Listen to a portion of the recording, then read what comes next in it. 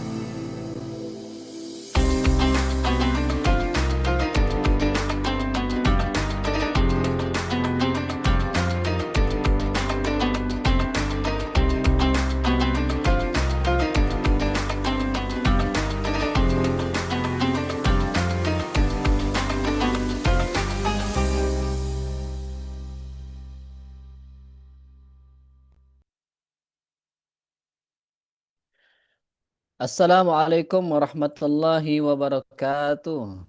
Waalaikumsalam warahmatullahi wabarakatuh. Baik, innalhamdulillah usalli wa usallimu ala Rasulillah Muhammad ibn Abdullah wa ala alihi wa sahbihi wa mawala amma ba'du. Baik, alhamdulillah kembali lagi bersama saya Wan Iwandri dalam program Pesantren Ramadan Online 1447 Hijriah. Baik, sahabat-sahabat Quran Cordoba, apa kabar pagi hari ini? Mudah-mudahan semuanya sehat walafiat ya. Di puasa yang ke berapa sekarang? Ke-10 ya. Ke-10. Yang ke-11, yang ke-10 mudah-mudahan semuanya sehat walafiat, puasanya lancar dan tanpa berkah insya Allah ya. Pagi hari ini kita akan sama-sama belajar bersama guru kita. Kadang Quran Cordoba memberikan satu paparan ilmu dengan tema sembuhkan Sembuhkan hati, pulihkan negeri. Nah, jadi ini tema pesantren Ramadan Online tahun ini sehingga masing-masing kita bisa sembuh hatinya, pulihkan negerinya, hidup sehat, inspirasi hadis bersama Al-Quran Medis Quran Cordoba. Masya Allah. Untuk pagi hari ini temanya sangat menarik tentang bagaimana hikmah sholat sebagai pilar kesehatan. Ada orang bilang ternyata sholat itu hanya sebatas ritual saja antara hubungan manusia dengan Tuhannya. Tapi kemudian banyak penelitian mengungkapkan gerakan-gerakan sholat menjadi terapi dalam berbagai macam kesehatan. Lalu apakah hikmah sehat bagi kesehatan tubuh kita? Sehingga orang tidak beriman pun ternyata menggunakan gerakan-gerakan sholat untuk kesehatan. Lalu bagaimana kita sebagai orang beriman menggunakan sholat sebagai terapi kesehatan kita? Jangan sampai orang-orang yang tidak beriman lebih mengetahui hikmah gerakan sholat, baik bacanya maupun gerakannya untuk kesehatan ketimbang kita sebagai mukmin yang ternyata disyariatkan kepada kita sebagai seorang mukmin. Nah, inilah yang akan kita bahas bersama guru kita di pagi hari ini bersama Dr. Agus Rahmadi, insya Allah ya.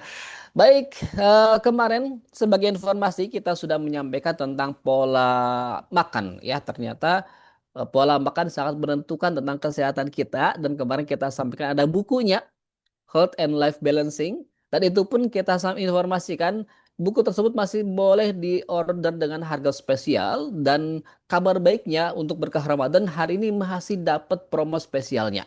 Jadi sahabat-sahabat Quran Cordoba silahkan bisa di chat di website Quran Cordoba. Masuk websitenya, nanti chat di websitenya dan silakan order bukunya karena masih mendapatkan harga promo ya menjadi harga 79.000 yang semula 99.000. Jadi gunakan kesempatan ini, ilmunya dapat, bukunya dapat, tinggal praktekkan nanti. Kalau masih belum puas, silakan datang ke Dr. Agus Rahmadi untuk mendapatkan penanganan lebih intens dan lebih personal. Ya, baik, Masya Allah menarik sekali buat pagi hari ini. Namun tidak akan lengkap rasanya kalau kita belum mendengarkan, menyimak kelantunan kalam ilahi agar lebih berkah acara kita pada pagi hari ini. Mari sama-sama kita menyimak, mendengarkan lantunan kalam ilahi yang insya Allah akan dibacakan oleh guru kita, ada Ustadz Ayi Yusri. Assalamualaikum Ustadz. Ya, kita sambut dulu. Waalaikumsalam, Sekawan. Masya Allah. Sehat Kang Ayi? Alhamdulillah luar biasa. Wah, makin cerah aja nih Kang Ayi nih. Berkah Quran ya Eh, Ustadz ya. Berkah Quran. Oke, berkah Quran. Mangga, mangga, Ustadz, mangga. Tafadhol. Assalamualaikum warahmatullahi wabarakatuh. Waalaikumsalam warahmatullahi wabarakatuh. Warahmatullahi wabarakatuh.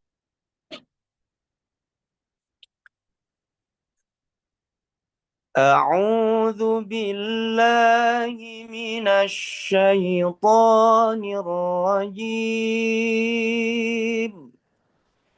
بسم الله الرحمن الرحيم.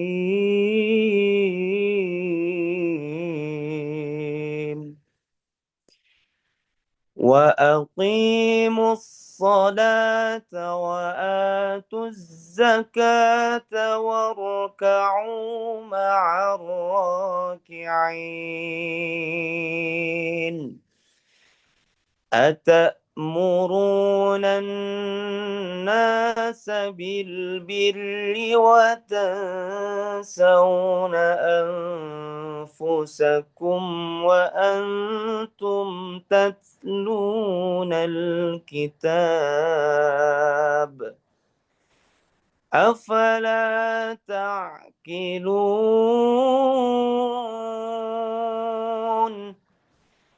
واستعينوا بالصبر والصلاة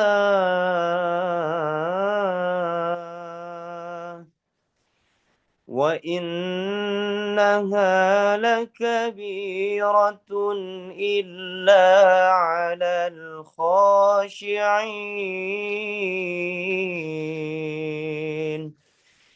الذين يظنون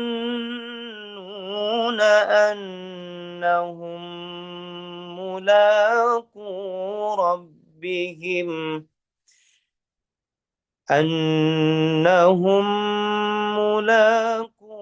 ربهم وأنهم إليه راجعون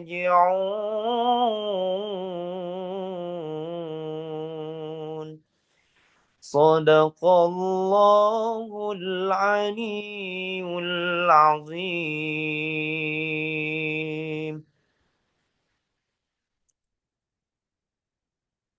Aku berlindung pada Allah yang Maha Agung dengan menyebut namanya yang Maha Rahman, Maha Rahim. Tegakkanlah sholat, tunaikanlah zakat, dan rukuklah beserta orang-orang yang rukuk. Mengapa kamu menyuruh orang lain untuk mengerjakan kebajikan, sedangkan kamu melupakan dirimu sendiri? Padahal kamu membaca kitab suci, tidakkah kamu mengerti? Mohonlah pertolongan kepada Allah dengan sabar dan sholat. Sesungguhnya sholat itu benar-benar berat, kecuali bagi orang-orang yang khusyuk, yaitu orang-orang yang meyakini bahwa mereka akan menemui Tuhannya dan hanya kepadanya mereka kembali.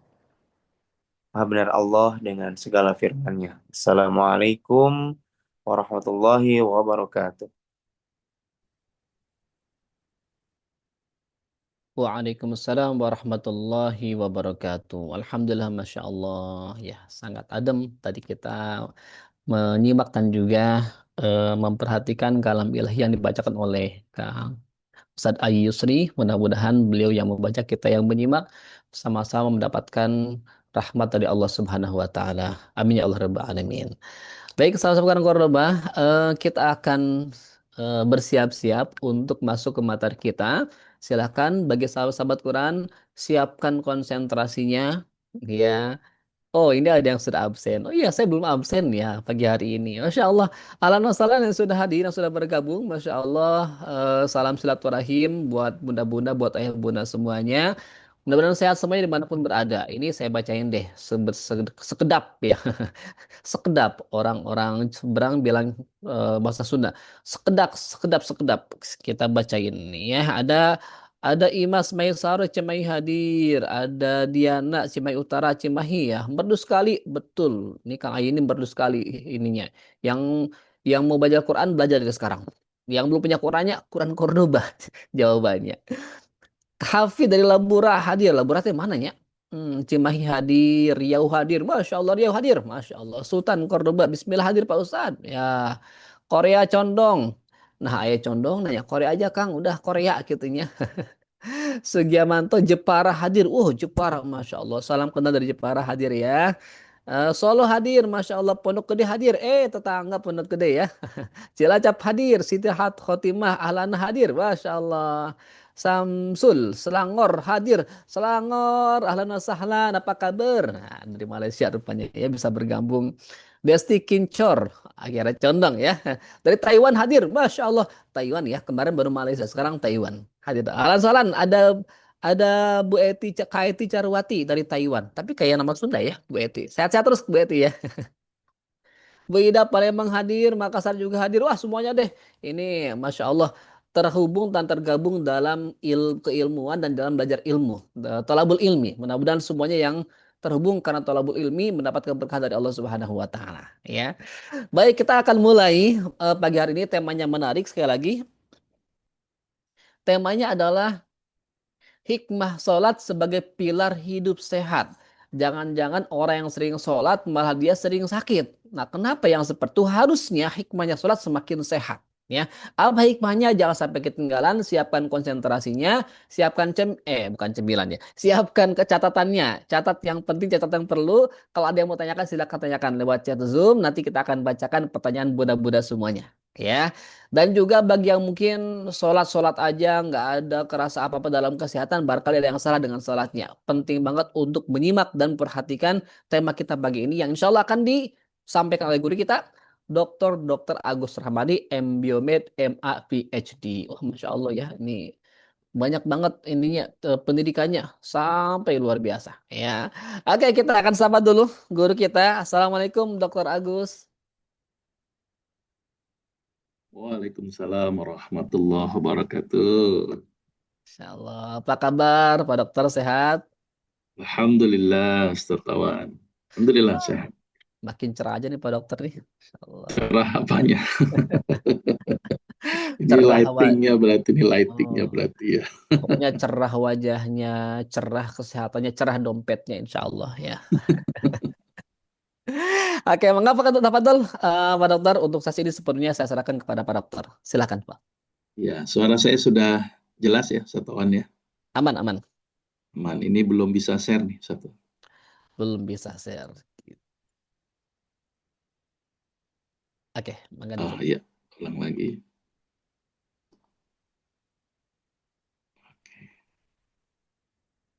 Sudah terlihat, Ustaz Tawan?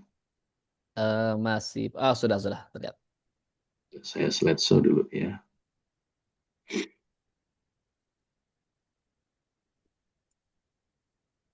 Ya, sudah jelas ya. Oke, sudah jelas. Baik. Bismillahirrahmanirrahim. Assalamualaikum warahmatullahi wabarakatuh. Alhamdulillah. Alhamdulillahi rabbil alamin. Allahumma sholli ala Muhammad wa ala ali Muhammad amma ba'd.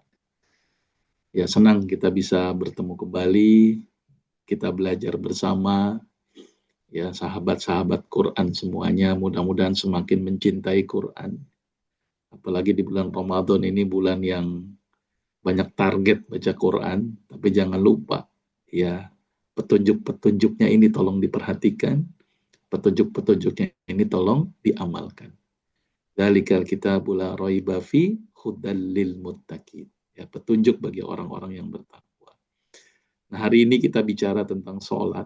Ya, saya yakin ini satu kebiasaan kita yang kita lakukan dan tidak berat, gitu ya. Apalagi di bulan Ramadan ini, gerakan sholat ini cukup banyak ini. Tarawih misalnya. Ini luar biasa nih. Harusnya ini setelah Ramadan sehat semuanya. Makin sehat Pak Dokter ya. Harusnya begitu ya, karena sholat sendiri banyak manfaatnya luar biasa. Nah, ini kita coba akan kaji dan mudah-mudahan kita semakin cinta dengan sholat gitu. Malah rugi kalau kita nggak sholat gitu. Dan dilanjutkan ini setelah tarawih, lanjutin tahajud tuh. 11 rakaat juga. Nah, itu keren lagi itu. Nah, kita akan coba bahas lagi tentang bagaimana manfaat sholat secara umumnya seperti apa, secara gerakannya seperti apa, dan bagaimana manfaat sholat dari tinjauan aspek medis tentang sholat-sholat, misalnya sholat tahajud. Nah, ini kita akan bahas, mudah-mudahan ini bisa dipahami, karena nanti ada bahasa-bahasa yang memang bahasa medis gitu ya, tetapi kajian ilmu, mudah-mudahan nambah nih ilmunya buat sahabat-sahabat Quran Cordoba semua. Baik, hari ini kita akan coba bicara tentang hikmah sholat sebagai pilar hidup. Tadi Kang Ai keren banget itu suaranya itu ya. Ya, jadi saya ngutip tadi itu. Ada satu kata yang luar biasa itu di dalam surat atau ayat yang dibacakan Kang Ai itu ya. Jadi jadikanlah sabar dan sholat sebagai penolongmu. Ya, ini menarik gitu ya. Benar nggak ini kita bisa menjadikan sholat sebagai penolong ya? Asta'inu bis-sabri was-salah. Itu keren sekali itu kata-kata itu. Tapi saya juga mengambil satu kata juga dalam Al-Quran. Ini juga penting. Inna sholata tanha anil fahsya'i wal munkar. Nah, ini seharusnya kalau orang sholat benar itu nggak ada tuh orang yang keji dan mungkar. Harusnya begitu. Berarti jangan-jangan ya sholat kita nggak benar. Sholat kita hanya sebagai ritual memenuhi kewajiban saja gitu ya. Padahal kalau benar ini nggak ada tuh perbuatan keji dan mungkar. Dan sholat bisa menjadi penolongmu. Ya, wasta'inu bis-sabri was-shalah tadi. Sholat bisa menjadi penolongmu dan mencegah dari perbuatan keji dan mungkar. Ini saya melihat kan umat Islam ini banyak yang sholat ya, tapi kok perbuatan-perbuatan keji dan mungkar cukup banyak juga. Ini harus kita introspeksi. Jangan-jangan sholat kita ini nggak benar. Ya, apalagi ada sholat ya cap geledek, cap kilat. Ini yang harus dirubah ini ya. Jadi sholat itu dilakukan dengan cara khusyuk dan tumak ninah. Nah ini tumak ninah ini. Saya akan sampaikan nanti ada beberapa penelitian, efek yang tidak tumak ninah dan efek yang tumak ninah. Sampai seperti itu tuh level penelitiannya. Jadi penelitian sholat ini luar biasa banyak sekali. Cuma karena waktu kita terbatas ya, dan katanya kurang nih untuk tanya jawabnya. Jadi saya harus menyampaikannya agak singkat-singkat ini ya. Tapi mudah-mudahan bisa dipahami walaupun ini singkat. Baik, mudah-mudahan dengan kita ini belajar, mudah-mudahan targetnya ini tercapai ini ya. Jadi inna sholata tanha anil fahsya'i wal munkar. Jadi fahsya wal munkarnya ini bisa terhindar ya. Jadi ini target kita. Mudah-mudahan udah bulan Ramadannya bagus, sholatnya bagus, setelah Ramadan baik semua insya Allah gitu ya. Nggak ada perbuatan keji dan munkar. Itu target kita juga ya.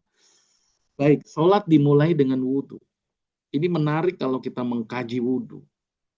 Ya, wudhu ini dari hadis itu kan sempurnakanlah wudhu, basuhlah di antara sela-sela jari dan beristinsyak Tapi dengan syarat kalau puasa nggak usah ini. Kalau puasa ini nanti dipakai nanti ya di istinsya. Saya akan coba kaji dari sisi kesehatan, dari sisi wudhu dulu. Wudhu aja keren banget, keren banget. Saya punya pasien itu sakit jerawat gitu, banyak sekali, terus meradang terus menerus, dan dia sering diberikan antibiotik gitu ya, sembuh gitu antibiotik, terus anti radang sembuh, tapi muncul lagi sampai habis puluhan bahkan ratusan juta untuk perawatan wajahnya.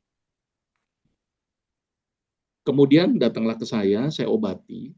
Waktu itu saya kombinasi dengan herbal, ya. Salah satu herbal yang saya pakai itu adalah habatus sauda dan sambiloto. Ini herbal yang saya pakai karena pentingnya anti peradangan dulu, tapi dari tanaman yang alami, ya.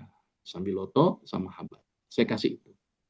Dan satu lagi nih yang saya penting ini, rutinkan berwudu dan zero unsur-unsur sintetik yang masuk ke wajah. Ya udah deh, nggak usah pakai makeup dulu deh. Tapi seringlah berwudu, sering berwudu. Ya, sama obat tadi. Pengobatan cukup lama, ya kurang lebih sekitar 6 bulanan kalau tidak salah. Dan saya minta dia supaya tidak terkena paparan udara dari luar. Ya, saya suruh pakai nikop gitu ya, sama ini. Jadi hanya mata gitu. Karena ini cukup penting. Ya, saya coba begitu. Apa yang terjadi dengan izin Allah? Wah, bagus sekali hasilnya. Ternyata hebat ini wudhu. Nah, kita coba kaji wudhu dari sisi saintifik dulu nih. Ini penting sekali. Kenapa pentingnya wudhu? Dan kita harus berwudhu. Wah, ini penting banget. Dan kalau bisa jangan batal wudhu. Ah, itu lebih keren lagi itu. Kita lihat satu persatu. Nah, ini. Mohon maaf, ini ada bahasa yang agak ribet nih. Ya, Ustaz agak ribet ini. Tapi mudah-mudahan bisa dipahami. Jadi gini.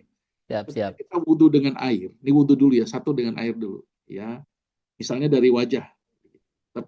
Terus kemudian nempel air, tutup. Jadi ada stimulasi paparan air, kemudian stimulasi mekanik ringan.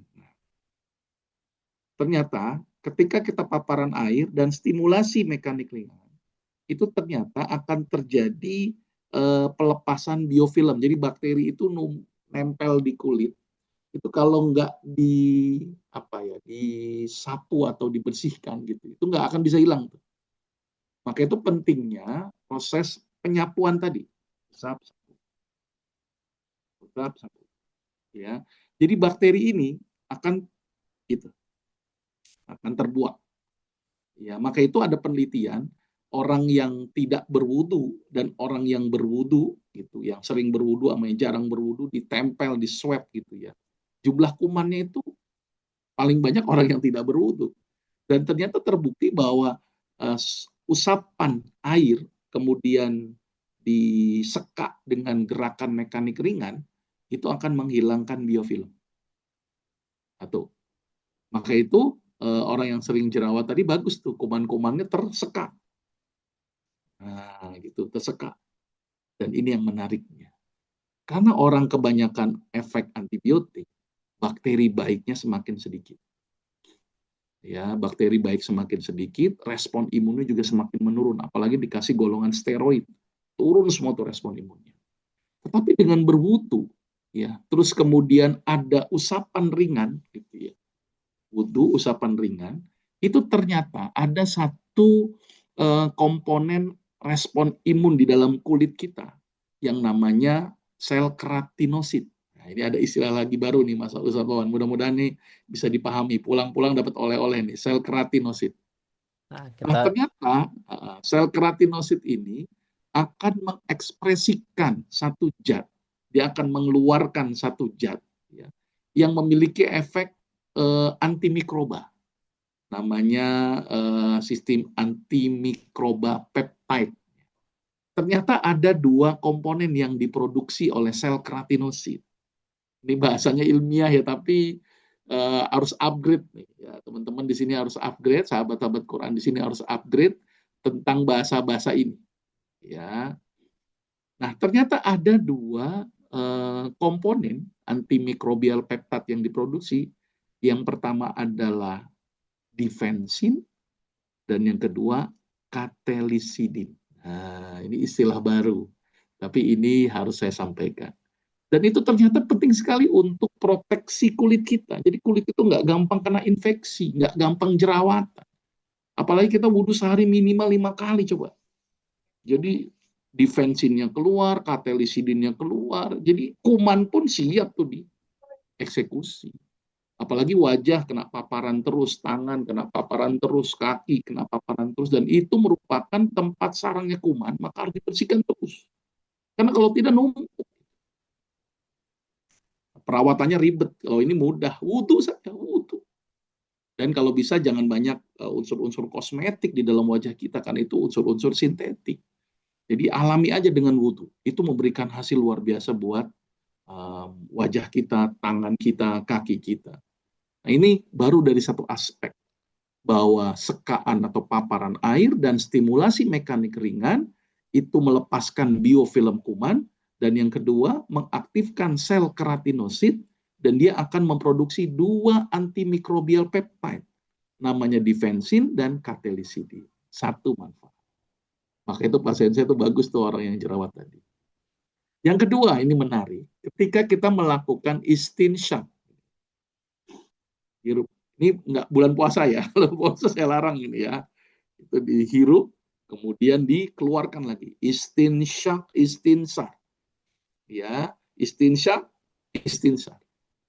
Ada penelitian yang cukup menarik bahwa istinsyaq dan istinsar itu mampu mengobati kasus-kasus di daerah hidung. Jadi ngobatin kasus rinitis, sinusitis. Nah, ini menarik nih, sinusitis. Kan sinusitis itu terjadi karena adanya sumbatan aliran sinus, sehingga harusnya aliran-aliran air dari sinus menuju hidung itu terjadi, tapi karena hidung kita dipakai untuk napas terus-menerus, kotoran nempel jadi mengeras, berdampak aliran sinus itu tersumbat. Gimana cara menghilangkannya? Ya hilangkan sumbatan. Dalam dunia kedokteran dioperasi itu sumbatan. Tapi Islam mengajarkan hal yang luar biasa. Dengan istinsyaq. Kalau istilah medisnya namanya nasal irrigation. Jadi dipakai alat suntik itu spet gitu ya, disemprotkan. Set. Kita sudah ada istinsyaq. Lakukan ini dengan benar. Ya, hirup, buang. Hirup, buang. Nah, itu. Ternyata kalau kita melihat ya manfaatnya, pertama, dia merehidrasi mukosa. Karena mukosa hidung kita itu dalam keadaan basah sebenarnya. Kalau terlalu kering itu juga berdampak buruk. Terus kemudian dia ada bulu-bulu hidung. Itu akan meningkatkan ciliary bed frekuensi dan transport mukosnya.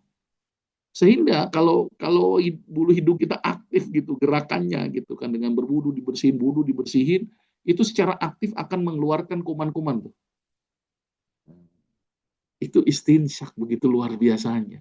Cuman kadang-kadang kita nggak mau ini. Katanya sakit. Sebenarnya nggak sakit. Pakai air hangat matang aja dulu latihan. Air hangat matang. Jadi kalau ketelan nggak apa-apa. Itu kalaupun ketelan itu ke lambung mudah-mudahan ya. Kalau benar. Dihirup sampai ke pangkal, kemudian dibuangkan. Nah, belum lagi ketika kita membasuh kepala. Itu jadi orang yang tegang itu jadi tidak tegang gitu. Orang yang ngantuk aja kena air jadi melek kan. Tambah lagi kita menggesek telinga. Saya pernah melihat beberapa tayangan gitu ya, atlet-atlet ketika dia mau tampil, dia selalu melakukan apa? Gini. Ternyata itu lebih mengurangi rasa cemas. Nah, wudhu, begini tuh. Dan juga meningkatkan konsentrasi. Maka itu wajar dulu guru-guru kita zaman dulu ya, sekarang kayaknya udah nggak ada itu. Kalau muridnya nggak bener dijewer, ternyata ini meningkatkan konsentrasi. Nah, wudhu itu mengaktifasi itu telinga. Ya, mendinginkan di daerah kepala, gitu ya, membasuh di daerah leher, sampai gini kan. Nah, itu luar biasa efek wudhu. Nah, rutinkanlah berwudhu, gitu ya. Jangan pernah kita tidak berwudhu, gitu ya. Minimal 5 kali, kalau bisa lebih itu. Dan kalau bisa jangan batal wudhu. Nah, ini manfaat dari wudhu. Jadi mudah-mudahan dapat ilmu sekarang. Ya, mungkin ada bahasa-bahasa yang baru di sini ya. Ada keratinosit, difensin, dan katelisidin. Ini bahasa-bahasa baru buat sahabat-sahabat Quran. Tapi ini penting harus saya sampaikan. Jadi wudhu saja sudah bikin sehat, luar biasa ini. Islam ini agama yang luar biasa gitu ya. Menghadirkan satu kegiatan yang ternyata itu bermanfaat loh dari sisi kesehatan. Makanya saya selalu berulang-ulang ingetin gini. Hadirnya ibadah itu tidak lain karena Allah sayang sama kita. Hadirnya ibadah karena Allah sayang sama kita. Allah ingin merawat kita. Allah pengen bikin kita sehat gitu. Nah, kalau ada orang disuruh ibadah nggak mau, itu sama aja dia nggak sayang dengan dirinya. Buat saya ini poin yang cukup penting. Dari wudhu saja memberikan efek Allahu Akbar. Ya, maka itu rutinlah untuk berwudhu. Satu. Kita mulai masuk sholat, tapi secara umum ini manfaatnya. Kita coba kaji secara scientific base-nya. Ya. Nah, ini sholat ini kan ada dari kegiatan takbiratul ihram, kemudian ruku, kemudian sujud, terus kemudian duduk di antara dua sujud kan begitu.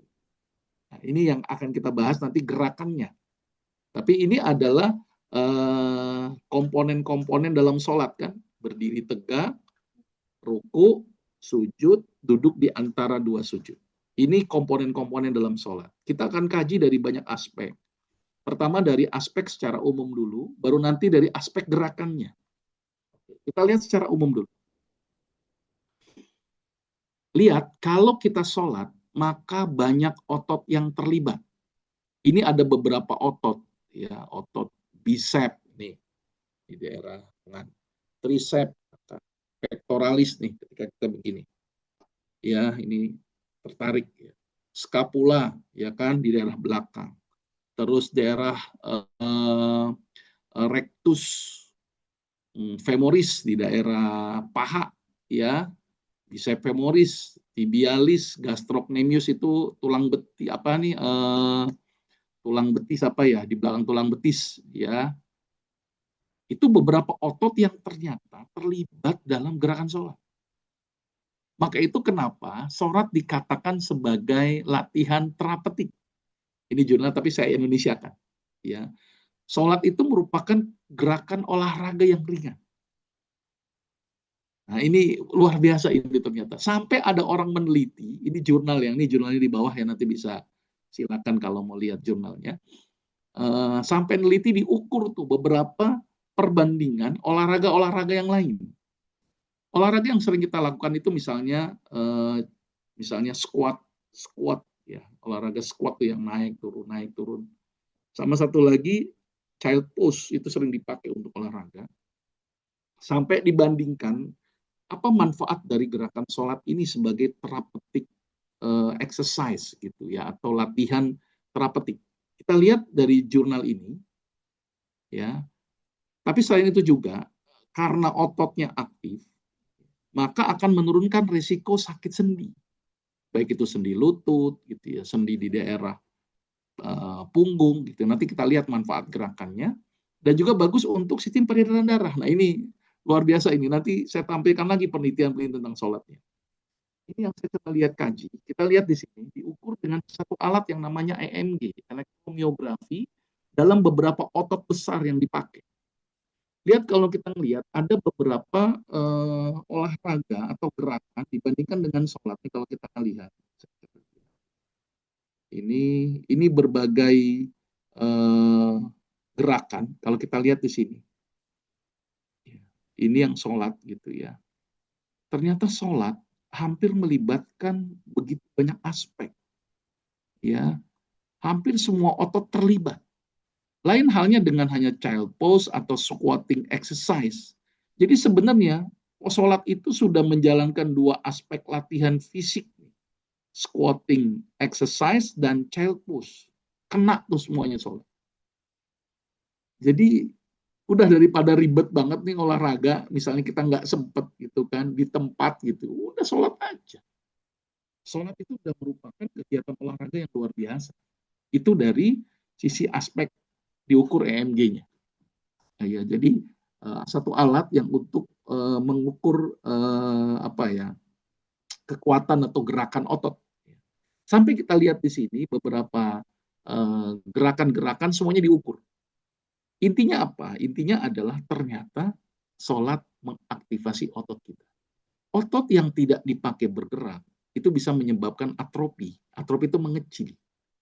Maka itu ada orang-orang yang sakit berat di rumah sakit, tirah baring, ototnya nggak kerja, udah tuh ciut, ciut, ciut, ciut.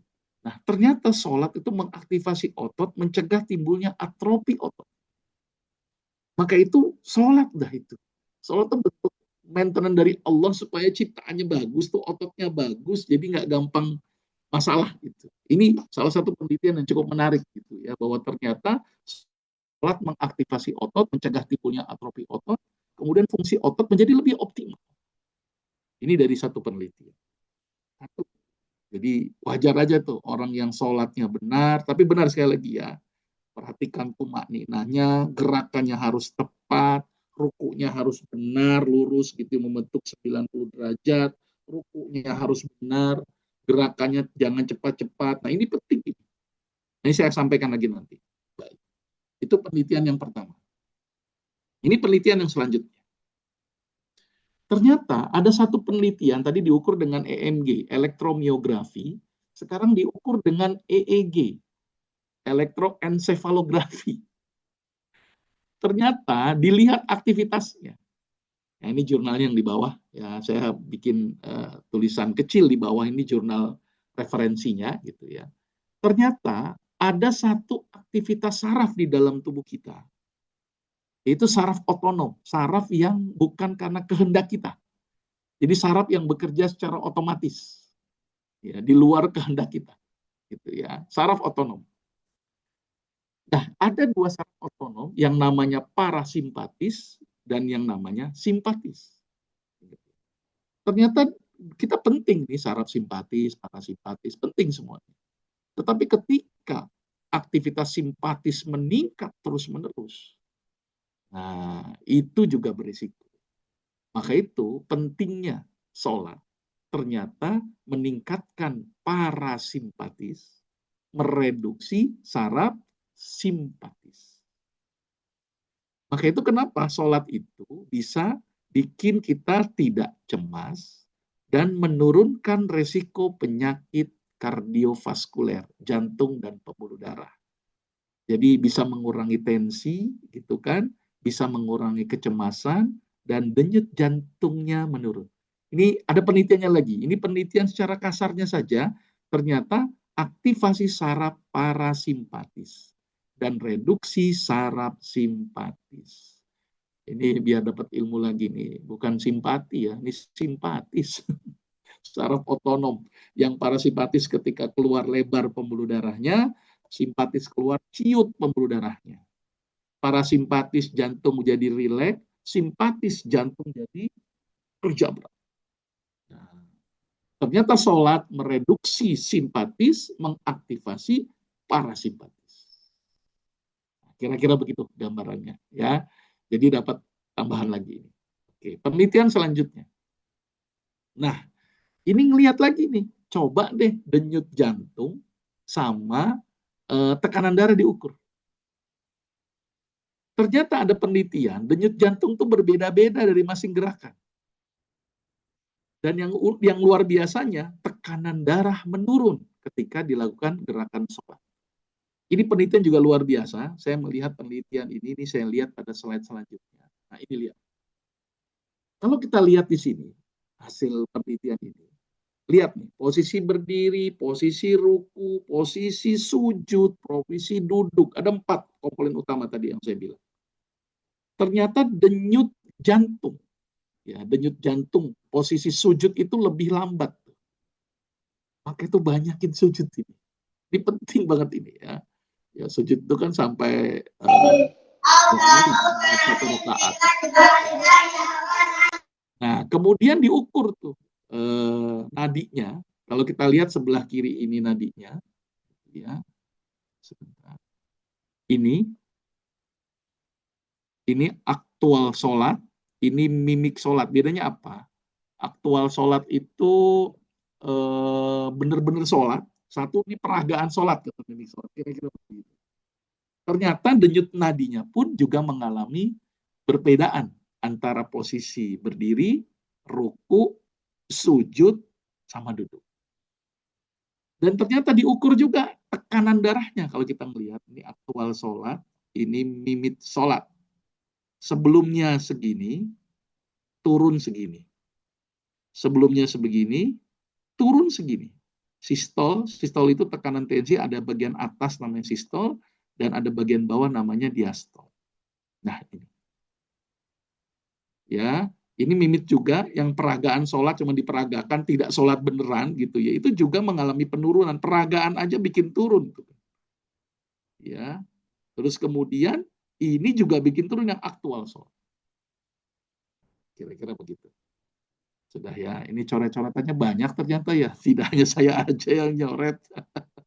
Nah, sudah saya hilangkan. Oke ya. Jadi kesimpulannya apa? Bahwa sholat itu mampu mereduksi tekanan darah. Maka itu orang yang rajinnya, sholatnya rajin, tumak nina, banyak sholatnya, mudah-mudahan tekanan darah bisa terkontrol. Tapi buktinya dok, sholat aja ada, jalan, tapi tensinya naik juga, ya berarti makanannya. Ya, sholatnya benar, makanannya berlebih-lebihan, garamnya kebanyakan. Maka itu kenapa pentingnya tidak hanya parsialistik dalam menjalankan agama, tapi ada aspek lain. Makanan juga diperhatikan. Kan diingatkan tuh, fal yanzuril insanu ila ta'ami. Sholat jalan, makanan jalan, pikiran juga benar kan begitu. Maka sehat. Nah ini kadang-kadang sholatnya benar gitu, makanannya nggak benar. Jadi akan berpengaruh juga terhadap kesehatan tensi. Tetapi penelitian ini menunjukkan bahwa sholat mampu mereduksi tekanan darah. Sholat mampu mereduksi tekanan darah. Ya, berarti yang darah rendah risiko? Enggak. Itulah uniknya tubuh. Tubuh manusia itu ketika berlebihan akan mengurangkan, ketika kurang akan menormalkan. Itu yang disebut dengan self-healing. Tubuh kita ini akan mencapai satu konsep keseimbangan. Ya, kalau kita baca surat Ar-Rahman itu kan bicara tentang mizan, ya, keseimbangan. Tubuh juga begitu. Ketika berlebih, berusaha untuk menormalkan. Ketika kurang, berusaha untuk menormalkan. Yang kita sebut dengan self-healing. Maka yang harus kita lakukan itu adalah bagaimana membantu self-healing kita. Optimalkan self-healing kita, bantu self-healing. Ya, kira-kira ini gambaran penelitian tentang sholat. Selanjutnya, penelitian selanjutnya. Kita lihat penelitian selanjutnya. Nah, ini juga. Ternyata sholat juga mampu menurunkan kadar gula darah sama kolesterol dan meningkatkan kesadaran. Jadi, bagi yang penyakit gula, penyakit kolesterol, nah, sholat tuh udah mampu membantu menurunkan. Tapi jangan hanya sekedar sholat saja, makanannya juga diperhatikan. Pikirannya juga dibenarkan. Lelahnya juga direduksi. Ini jangan sholatnya rajin, gitu kan, makanannya ngawur, gitu kan, pikirannya kacau, sampai berlebihan. Nah, ini yang saya juga alamin ini, ketika berlebihan di dalam aktivitas juga berdampak nih kepada fisik. Gitu ya. Ini tadi pagi saya agak vertigo gitu ya, karena banyak aktivitas. Kebanyakan ceramah pun juga resiko gitu ya. Jadi perlu apa ya, keseimbangan, jangan berlebihan lah ya. Jadi ternyata walaupun kegiatan ceramah bagus, tapi kalau kelebihan juga berdampak buruk ya. Jadi tadi Ustadz Wawan, gimana dok kabarnya, sehat? Alhamdulillah sudah sehat ini, tapi tadi pas sahur muter-muter saya. Ya, jadi ternyata pentingnya juga batasi aktivitas yang berlebihan, terus kemudian tidur harus cukup. Karena kalau tidur tidak cukup juga berdampak buruk. Ya, ini penelitian bahwa sholat mampu menurunkan gula darah dan menurunkan profil lipid, kolesterolnya bisa turun. Ini penelitian ya. Walaupun memang tidak terlalu apa ya, blek segitu turun gitu ya, jadi tidak menyebabkan hipoglikemik gitu ya, tapi terjadi penurunan secara bermakna. Ya. Nah, kita mulai ke gerakannya. Ini menarik kalau kita bicara ke gerakan ya. Ternyata gerakannya sendiri memberikan respon luar biasa. Kita mulai dari pertama, gerakan pandangan ke satu titik. Wah, ini keren banget ini. Ketika kita bicara sholat dengan melihat ke satu titik, ini penting. Karena kadang-kadang sholat kita tuh matanya kemana-mana. Kanan, kiri. Fokus kalau sholat, satu titik. Kecuali tahiyat nanti. Tahiyat itu nanti harus melihat telunjuk. Tetapi ketika kita berdiri, ruku, sujud, nah ini juga, sujud tuh jangan merem. Lihat ke satu titik. Ini penting sekali nih, lihat satu titik ini. Ternyata banyak aspek yang ditimbulkan dengan hanya melihat ke satu titik. Yang pertama dari saraf. Di saraf itu ada yang namanya DMN. Ini ilmu baru ini, DMN. DMN itu adalah Default Mode Network. Jadi di otak itu ada aktivitas yang berhubungan dengan masalah pikiran kita tuh mengembara kemana-mana. Nah, dengan fokus ke titik, kita nggak mengembara itu pikirannya. Nanti saya akan sampaikan lagi setelah slide selanjutnya. Jadi penting nih ketika satu titik, fokus dia, pikiran nggak mengembara. Jadi mengurangi aktivitas DMN. Itu kalau kita fokus sholat ke satu titik. Yang kedua, kalau fokus ke satu titik, ini keseimbangan akan terjadi. Lain kalau kita nengok kanan, nengok kiri, ini keseimbangan jadi nggak bener gitu. Ya, makanya kuda itu dikasih ini tuh, biar fokus dia ke jalan. Reduksi stres, dan ini menarik, mengurangi mata minus. Lihat, kalau kita satu titik berdiri, ini kan jauh nih. Kemudian kita ruku, deket. Sujud, deket. Kemudian berdiri lagi, berdiri. Deket, jauh. Deket, jauh. Lihat. Ketika mata kita mengalami proses yang namanya kontraksi relaksasi, ya, ada kalanya lensanya diciutkan, ada kalanya lensanya dikendorkan. Jadi ciut kendor, ciut kendor.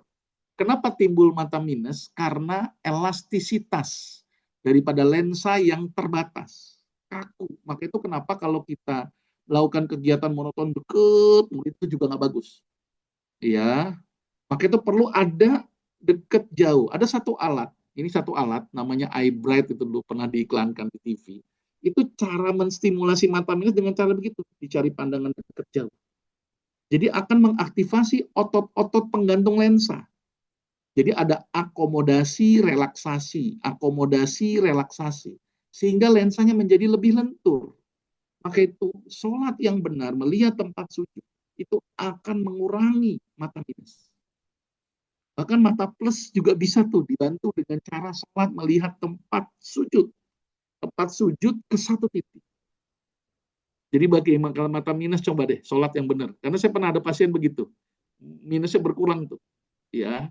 Karena tadi kita fokus ke tadi pengobatan di penggantung lensanya.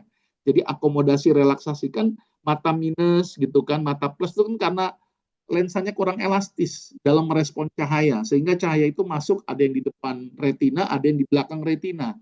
Jadi nggak pas, maka itu perlu kacamata kan. Nah, ternyata supaya pas itu perlu elastisitas daripada lensa. Lensanya harus dibikin elastis, ada penggantung di situ, ada otot. Mungkin saya kalau pakai gambar lensa mungkin lebih paham, tapi ini gambaran besarnya saja dulu. Ya, kira-kira seperti itu. Jadi ternyata bagus nih untuk mata minus. Terus mereduksi DMN dan mengaktifasi vestibular. Jadi tidak gampang goyang. Takutnya kalau sholat itu kalau nggak fokus jadi goyang. Keseimbangannya jadi terganggu. Satu manfaat dari sholat melihat satu titik. Allahu Akbar, luar biasa ini. Ya, maka itu di sini saya coba terangkan apa itu DMN. Jadi gini, area otak yang aktif saat seorang tidak fokus pada lingkungan eksternal atau tidak konsentrasi. Jadi dia kayak melamun gitu, melamun rawang kemana-mana. Jadi secara anatomis itu ada prefrontal cortex, angular, gyrus angular, kemudian macam-macam ini kalau kita baca, ya, saling interaksi saat otak tidak digunakan untuk konsentrasi itu pada konsentrasi, sehingga kadang-kadang kita ngingetin masa lampaunya. Tapi kompor gimana ya? Oh, kayaknya harus belanja ini deh. Oh, kayaknya di kampus misalnya begitu ya. Maka itu pentingnya sholat itu konsentrasi. Dan konsentrasi itu dilatih dengan melihat satu titik. Konsentrasi fokus ke satu titik, tempat sujud. Ternyata itu mereduksi DMN. Mereduksi DMN sehingga kita akan fokus kepada sholat kita. Dan tadi juga bagus untuk mata minus karena tadi diri sujud. Maka itu sujud tuh harus melihat tempat sujud, melek, tidak boleh merem. Harus melek.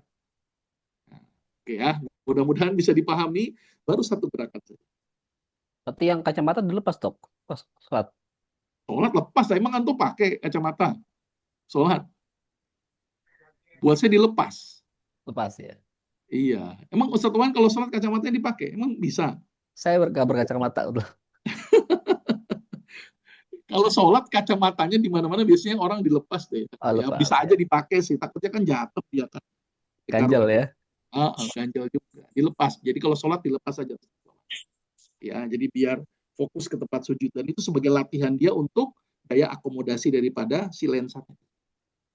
Ya, dan DMN-nya akan tereduksi. Nah, ini mudah-mudahan dapat ilmu baru ya. Posisi bersedekap gini. Yang kita baca. Kan kalau walaupun di dalam hati kan harus keluar suara sedikit kan. Kan begitu kan? Nah, itu ada suatu frekuensi namanya frekuensi infrasound ya, low frekuensi ya, infrasound gitu, gitu ya. Keras pun berdampak, tapi kalau ketika banyak kan ada doa iftitah itu kan harus nggak mungkin keras kan. Pasti ada suara yang frekuensinya berkisar 85 sampai 155. Jadi kalau orang bayangnya kayak orang berbisik gitu ya.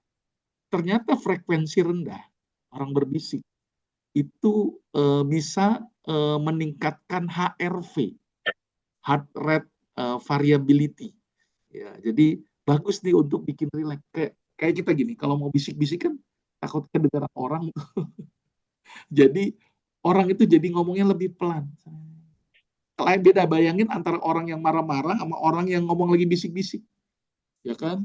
Yang marah-marah itu pasti tensinya naik, tapi orang bisik-bisik tidak naik. Gitu. Jadi ini perbandingan saja antara orang berbisik sama orang yang marah. Pasti yang marah pasti lebih tinggi kan tensinya. Nah kalau orang bisik-bisik kayaknya nggak bikin, jarang orang bisik-bisik sambil marah-marah itu nggak ada. Marah-marahnya dengan bisik kayaknya nggak begitu ya. Biasanya dengan suara yang keras. Nah itu ternyata meningkatkan HRV. Ini salah satu indikator relaksasi. Nah ini juga karena dekep gini, dekep di dada ini ya. Gitu ya. Ini makanya itu ala sodri ya di dada. Saya sholatnya begitu ya, bukan di perut ya, di dada gitu ya. Itu kan ada bagian tulang dada yang namanya sternum gitu kan. Jadi itu akan kayak orang gini nih, kayak orang dipeluk kan, rileks gitu ya. Dibandingkan nggak dipeluk tuh bikin rileks. Maka itu ada terapi peluk. Sama dengan dada, seolah-olah kita memeluk. Jadi dia akan menyebabkan self hug effect gitu ya. Jadi bikin ngurangi kecemasan. Ya, jadi orang aja kalau takut aja kan begini kan. Nah, sama dengan memeluk ini. Itu adalah bentuk rasa takut, ya, rasa berserah diri, pasrah, dan memberikan efek pelukan pribadi gitu. Self hug effect itu seperti itu. Jadi akan menyebabkan apa? Akan tidak cemas. Terus kemudian karena ini mengaktifasi daerah sternum, harapannya ada satu kelenjar timus di daerah tubuh kita, itu imunnya jadi bagus. Ya, gerakan mekanis ringan yang memodulasi fungsi imun. Dan ditambah lagi orang yang tidak cemas, tidak stres gitu ya, dengan seolah-olah dia memeluk dirinya sendiri, itu akan mengaktifasi respon imun. Dan resapi itu, seolah-olah kita memeluk diri kita. Suaranya dipelankan. Nah, maka itu kenapa sholat itu mendatangkan ketenangan. Kalau sholatnya benar, perhatiin bacaannya gitu. Sama fokus ke satu, ya ini bersedekap. Ruku, wah ini keren lagi nih ruku. Ruku sama sujud itu ternyata bagus sekali untuk melonggarkan. Jadi ada tulang di punggung kita. Ya, ini namanya kalau istilah medis namanya vertebra. Ya. Vertebra itu ada bagian leher, ya, cervical, ada bagian torak atau bagian dada, atau bagian punggung gitu ya. Terus lumbal itu bagian pinggang dan tulang ekor, bagian sakral. Ya. Jadi susunan vertebra kita itu kalau kita lihat itu kan lurus gitu ya. Terus kemudian kita berdiri, kita duduk, maka dia akan terpengaruh oleh gaya gravitasi. Gitu. Apalagi kalau kita banyak melakukan aktivitas naik turun tangga itu plek, plek, plek. Maka itu sering terjadi kasus saraf kejepit. Maka itu ketika dia ruku, maka tekanan terhadap tulang vertebranya menjadi tereduksi.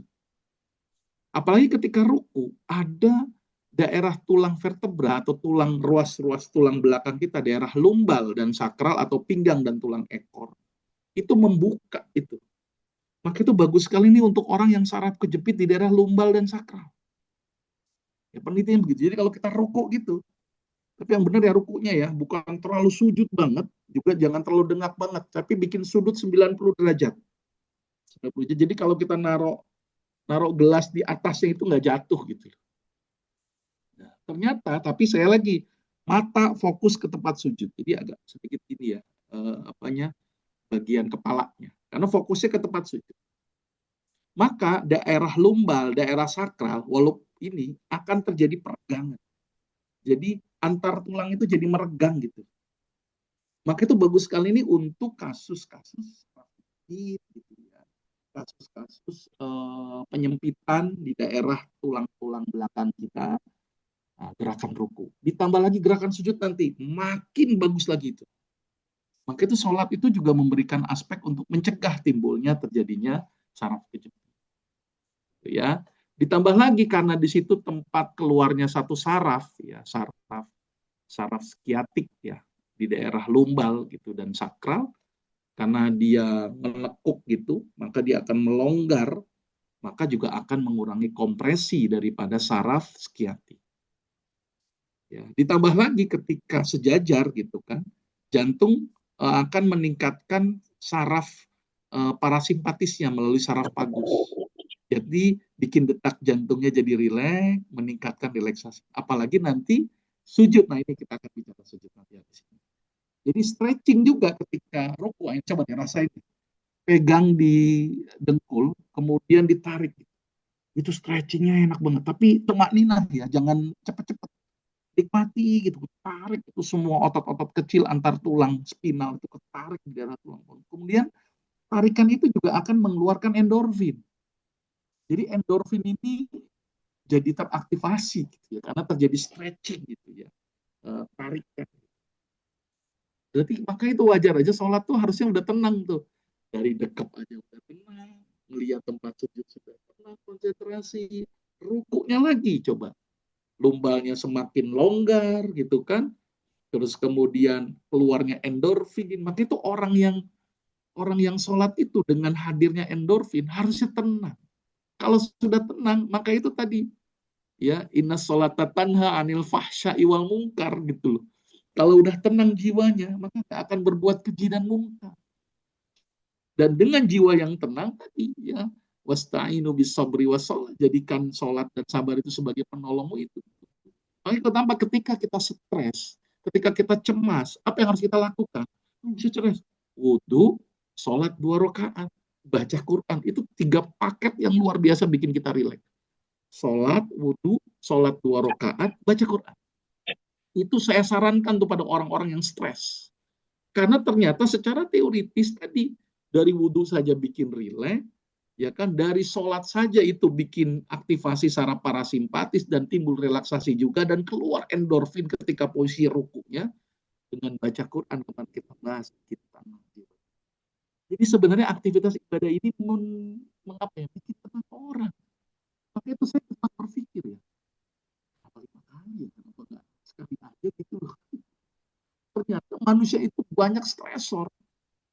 Nah, karena banyak stresor perlu antinya, ya perlu satu hormon yang sifatnya mendatangkan ketenangan.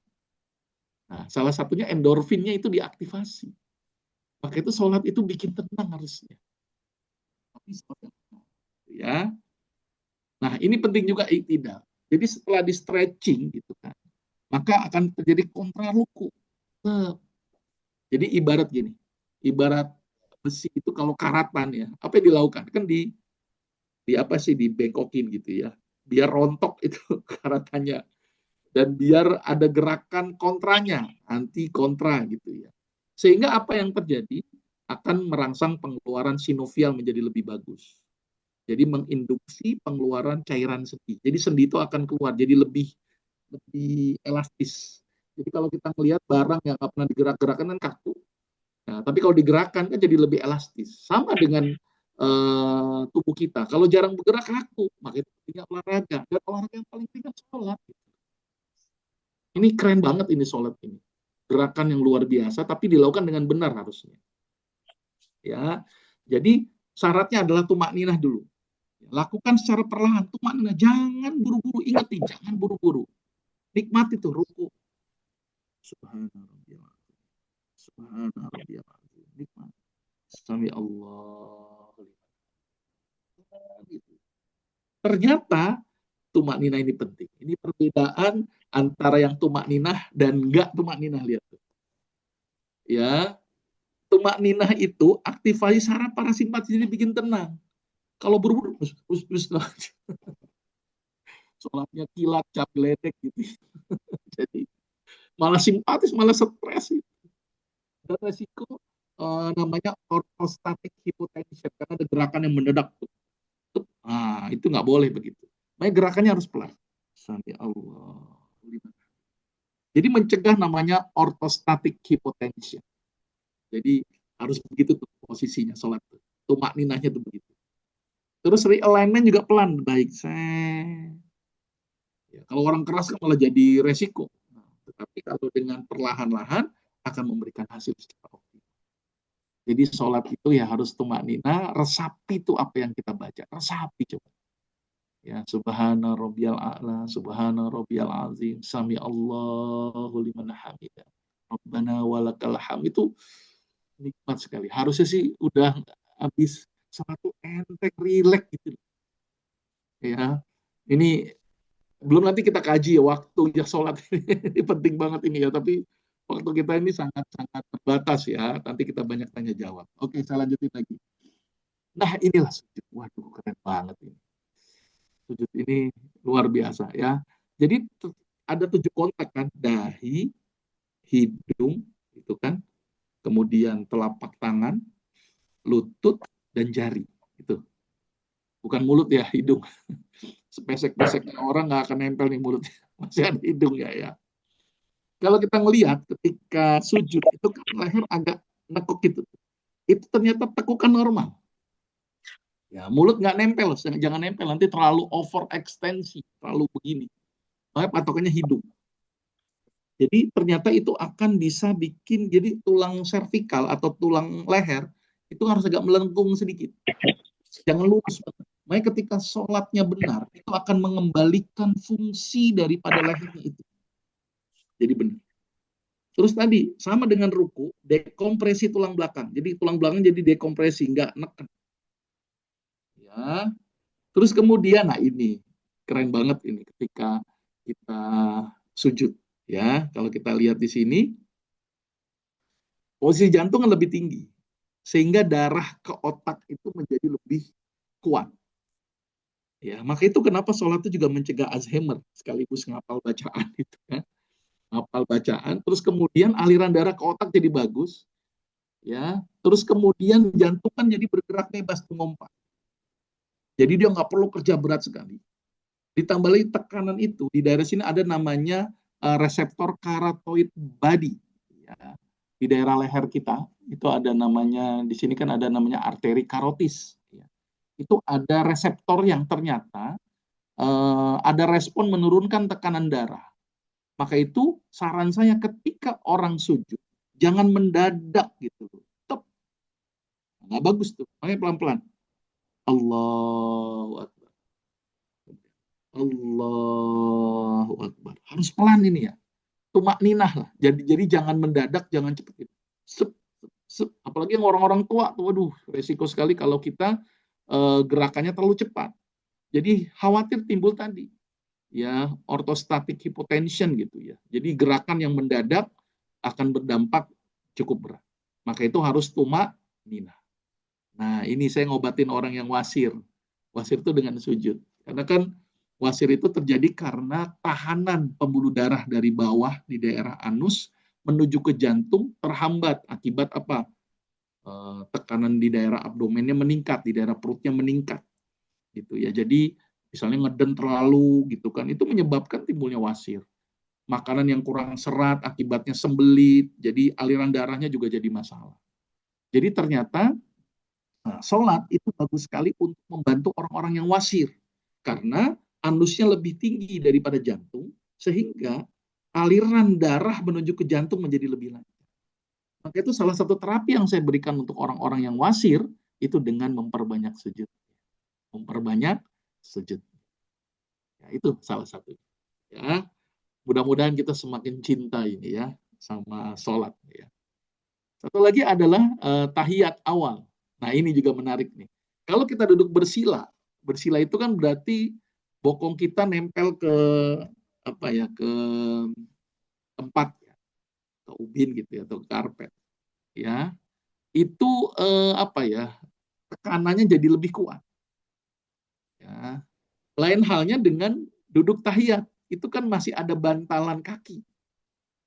Nah, jadi lebih lembut ya. Maka itu kenapa di sini ada penelitian itu mengurangi dekompresi, mengurangi tekanan di daerah diskus intervertebralis atau ruang di antara tulang belakang kita itu sekitar 25% karena ditahan oleh kaki kita. Ya. Maka itu bagus sekali ini untuk mencegah timbulnya semakin jepit itu saraf. Nah, ditambah lagi di daerah kaki kita kan ditekuk secara optimal tuh, sehingga akan mengaktifasi saraf tibialisnya. Jadi sirkulasi darah juga jadi lebih bagus. Tapi jangan kelamaan banget tuh duduk di antara dua sujudnya. Ya, bikin apa? Kaku, ya kan?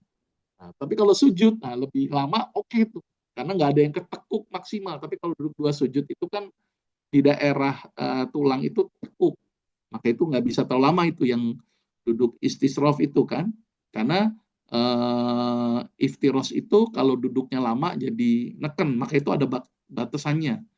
Lain nanti dengan duduk tahiyat akhir, nah itu kan enak masih ada tumpuannya. Tuh kira-kira seperti itu.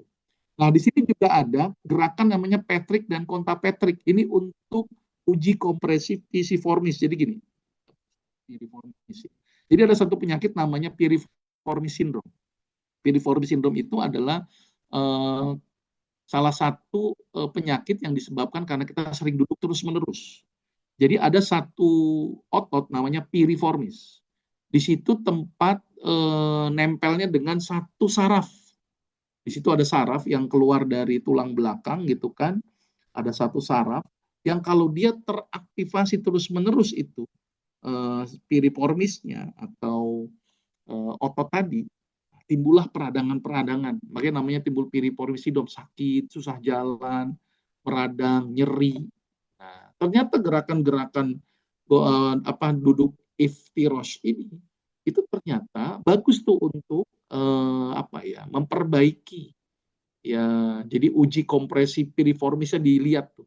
Jadi bikin stretching pada piriformis syndrome. Tapi kalau peradangan hebat ya tetap bikin nyeri. Jadi artinya harus proporsional. Kalau kita bicara orang yang terlalu banyak duduk, kemudian supaya tidak timbul piriformis syndrome, sholat. Maka itu selingi itu dengan gerakan sholat. Duduk, selingi dengan gerakan sholat. Maka itu saran saya kalau orang yang kerja di kantor tuh, sholat duha jalan deh. Sholat duha, sholat zuhur, sholat asar. Itu 3 aja minimal udah jalan tuh. Dan kalau sholat zuhur sama asar, jadi sholat qobliyahnya jalan. Kalau zuhur, ba'diyahnya jalan. Wah, itu udah jadi obat itu. Ya, jadi keren ini sholat. Ya, ini tawaruk ya, yang tahiyat akhir gitu ya. Itu bikin bagus. Jadi tidak terlalu tertekan. Gitu. Maka itu yang tahiyat awal itu jangan lama-lama gitu kan, karena takutnya makin nekan itu. Tapi itu satu posisi gerakan yang cukup bagus ya. Tadi untuk mereduksi kompresi daripada lumbar. Gitu ya. Nah, diimbangi dengan tahiyat akhir. Ya, ini waktunya mepet. Terakhir adalah sholat tahajud. Ya, nanti tinggal dialog 15 menit. Ini menarik ke satu ayat yang luar biasa di dalam Al-Quran. Wa minal laili fatahajjad bihi nafilatan lak asa ayyam athaka rabbuka maqaman mahmuda. Jadi pada sebagian malam hari ya bersembahyang tahajudlah. Kamu sebagai satu ibadah tambahan bagimu, mudah-mudahan Tuhanmu mengangkat kamu ke tempat yang terpuji. Jadi kita diangkat tuh derajatnya orang-orang yang tahajud. Ya. Ternyata tidak hanya dari situ saja, ternyata tahajud itu mampu memberikan aspek yang luar biasa. Nah, saya akan cerita nanti di sini. Nah, ini jumlah rakaatnya dalam beberapa hadis, jumlah rakaatnya sekitar bilangnya ini 11 rakaat ya, 11 rakaat. Ya, jadi 3 tambah dengan witir gitu ya. Ini ada hadis juga sama, kalau ini 13 tapi tambahannya adalah ini 8 rakaat tahajud, 3 rakaat witir ditambah 2 rakaat setelah fajar, sebelum fajar ya harusnya ya. Nah ini tadi totalnya sekitar 11 rakaat. Ya. Ini waktu sholat tahajud sepertiga malam pertama, sepertiga malam kedua, dan sepertiga malam terakhir. Yang paling banyak adalah sepertiga malam terakhir. Ya, sekitar jam 2 sampai jam 4, jadi sebelum sholat subuh. Nah, ternyata begini. Ada satu siklus, ada satu fungsi tubuh kita, ada namanya siklus sirkadian. Siklus yang memang Allah sudah tetapkan manusia akan mengalami itu. Siklus ini ternyata salah satu yang dikaji ini cukup banyak adalah satu siklus yang namanya HPA, aksis. HPA. HPA itu singkatannya adalah hipotalamus, pituitari, dan adrenal. Jadi di otak itu ada bagian namanya hipotalamus, di bawah talamus ada namanya kelenjar hipofisis atau kelenjar pituitari, besarnya sebesar kacang, tapi manfaatnya luar biasa itu. Ya, sama satu lagi kelenjar adrenal atau ginjal, ya adrenal cortex atau ginjal. Itu yang disebut dengan HPA aksis. Ternyata HPA aksis ini mengeluarkan satu siklus, dan ini cukup menarik. Nama siklusnya itu adalah ACTH. Nah ini mohon maaf nih ada bahasa yang agak susah buat sahabat-sahabat Quran ya.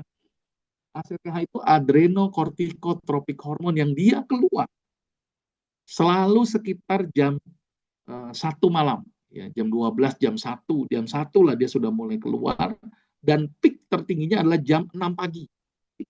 Makanya pagi itu jangan tidur, pakai untuk aktivitas supaya kortisolnya kepakai itu nanti. Nah, ACTH itu keluar merangsang ginjal produksi yang namanya kortisol atau glukokortikoid. Siklus ini normal tuh. Nah, karena normal berarti bermanfaat. Tetapi ketika berlebihan, nah ini yang jadi masalah. Kortisol kita butuh. Tapi ketika berlebihan, kortisol akan berdampak buruk juga kepada tubuh. Maka itu perlunya direduksi supaya tidak berlebihan. Ya ini contoh adalah negatif feedback-nya. Jadi kalau sudah keluar, bilang ke otak, udah stop. Tapi siklus ini berhubungan dengan masalah waktu tadi. Ya. Nah, ketika kortisol turun, ya, lihat yang terjadi. Ketika kortisol dikeluarkan, lihat yang terjadi. Terjadi peningkatan gula, nadi detak, ya, timbul cemas, imun turun. Nah, kalau kebanyakan, maka itu reduksi. Nah, kortisol itu tidak hanya circadian rhythm saja, tapi kortisol juga dipengaruhi oleh stres. Maka itu sudah mohon maaf nih, siklus circadiannya keluar kortisol, habis itu ngomel-ngomel, aduh, tambah lagi itu, makin tinggi kortisol. Kortisol itu jelas bermanfaat, tetapi kalau kelebihan jadi masalah. Nah ini, jadi dia meningkatkan konsentrasi gula, karena kalau nggak ada gula kita nggak bisa aktivitas kan. Tapi kalau kelebihan, nah, maka itu jadi masalah kan. Maka itu orang-orang yang sakit gula berlebih, tahajud bisa menjadi solusi. Terus kemudian jantung jadi bekerja kan. Tapi kalau kelebihan, bisa hipertensi, bisa bengkak jantung. Menghambat ekspresi urin. Jadi urinnya itu jadinya tidak banyak keluar. Makanya kita kalau malam kan harusnya tidak banyak buang air kecil. Karena ada hambatan kortisol. Tapi kalau berlebihan, bisa menyebabkan resiko ginjal jadi masalah. Nah, terus kemudian gampang depresi, mudah tersinggung. Nah, maka itu ciri-ciri orang yang nggak pernah tahajud tuh gampang tersinggung. Nah, supaya nggak gampang tersinggung, nggak marah-marah tahajud. Ya. Dan satu lagi menghambat pembentukan limfosit. Maka itu kenapa kortisol terlalu berlebihan, imun kita turun. Orang yang gampang ngomel-ngomel, nah, imunnya turun. Makanya jangan ngomel-ngomel. Ya, termasuk sebenarnya secara natural pun imun kita tuh ditekan supaya tidak berlebihan. Tapi kalau terlalu berlebihan, dia nggak akan keluar dan berdampak kepada imun defisiensi. Maka itu pentingnya tahajud. Maka itu ada satu penelitian yang cukup menarik, penelitian Prof. Soleh gitu ya. Prof. Soleh itu meneliti disertasi S3-nya tentang sholat tahajud. Ternyata sholat tahajud itu mampu mereduksi kortisol di dalam darah. Jadi nggak kelebihan gitu. Kenapa bisa seperti itu? Karena ternyata ada satu mekanisme sujud, ya, itu ternyata menyebabkan hentakan kuat ke daerah otak, sehingga otaknya tidak memproduksi CRH dan ACTH, sehingga kortisol akan tereduksi. Maka itu timbul pertanyaan kan begini, dok, saya nggak sholat tahajud dong, saya nonton bola aja deh. Tapi sama waktunya pas sholat tahajud, berespon apa enggak? Saya bilang, berespon sih, tapi nonton bolanya sambil sujud ya. Tahu bisa apa enggak tuh ya. Jadi ada satu aktivitas ketika sujud, itu kan jantung ngompaknya kuat tuh. Saat itulah kortisol akan tereduksi. Terus gimana dok untuk orang-orang yang nggak bisa sujud? Ya kan ada efek tenang juga. Tenang itu juga menimbulkan efek mereduksi kortisol. Maka itu udah sholat bikin tenang, ya kan? Sujud juga menyebabkan reduksi kortisol. Maka itu pentingnya sholat tahajud tuh begitu. Ya, oke, mudah-mudahan bisa dipahami. Ini fungsi kortisol yang lainnya banyak sekali, tapi karena waktu kita memang terbatas ya. Nah ini satu siklus tadi ya. Ini tidak sholat tahajud, kortisolnya tinggi gitu loh. Nah, sholat tahajud kortisol rendah. Maka itu penelitian Prof. Soleh menarik itu. Ya, Prof. Soleh itu sampai bikin klinik sholat tahajud. Karena dia sembuh dari penyakitnya, penyakit autoimun. Dia penyakit psoriasis, ngelupas terus-menerus. Maka itu sholat tahajud itu sangat bagus untuk kasus-kasus yang berhubungan dengan penyakit autoimun. Ya, atau orang-orang yang stres tuh, reduksi tuh stres. Ini satu siklus ya kalau kita lihat gambar ini. Ini siklusnya ini ya. Nah, mulai rendah jam 12 malam, mulai tinggi jam 6 pagi kortisol. Makanya jangan ketinggian gitu loh. Supaya apa tadi? Kalau kelebihan kan berdampak gula naik, tensi naik, turun. Nah, misalnya di sini. Sekitar jam 2, jam 3 sholat, turun dia langsung.